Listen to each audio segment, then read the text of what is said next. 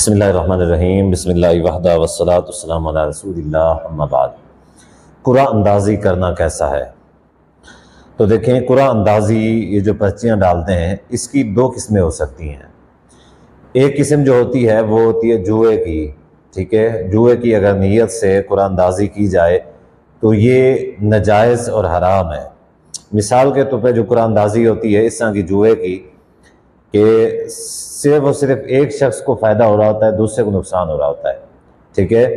تو اس صورت اور اس کیفیت میں جو ہے نا یہ قرعہ اندازی جو ہے یہ ناجائز ہے۔ لیکن اگر قرعہ اندازی ویسے کی جائے تو ویسے قرعہ اندازی جو ہے نا جائز ہے۔ مثال کے طور پہ نبی علیہ الصلوۃ والسلام کے بارے میں حدیث آتی ہے کہ جب آپ سفر کے لیے جاتے، ٹھیک ہے، تو اپنی بیویوں کے نام کا قرعہ ڈالا کرتے تھے، تو ان میں سے جس کا نام نکلتا اس کو نبی علیہ الصلوۃ والسلام اپنے ساتھ سفر پر لے جاتے تھے۔ اسی طریقے سے ایک اور حدیث ہے صحیح مسلم کی جس میں ہے کہ ایک شخص نے اپنی موت کے وقت اپنے غلاموں کو، اچھے جو اس کے غلام تھے، بہت سارے غلام تھے، اور اچھے غلاموں کو آزاد کر دیا۔ نبی علیہ الصلوۃ والسلام تک یہ بات پہنچی تو نبی علیہ الصلوۃ والسلام نے اس کا جو ہے فیصلہ کینسل قرار دیا، اور نبی علیہ الصلوۃ والسلام نے اس کے غلاموں کو بلوایا، جمع کیا۔ بلوانے کے بعد نبی علیہ الصلوۃ والسلام نے 3 گروپ بنائے ان کے، ٹھیک ہے، مکس کر دیے سب کو، 3 گروپ بنائے اور قرعہ ڈالا۔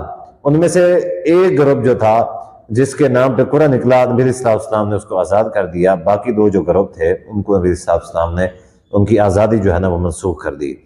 تو گویا کہ اس سے یہ مسئلہ ثابت ہوتا ہے کہ قرعہ اندازی جو ہے نا یہ جائز ہے، اس میں فی نفس ہی کوئی چیز نہیں ہے۔ اگر اس میں کوئی شرعی کباہت والی بات اگر کوئی داخل کر دی جائے تو پھر یہ حرام ہے۔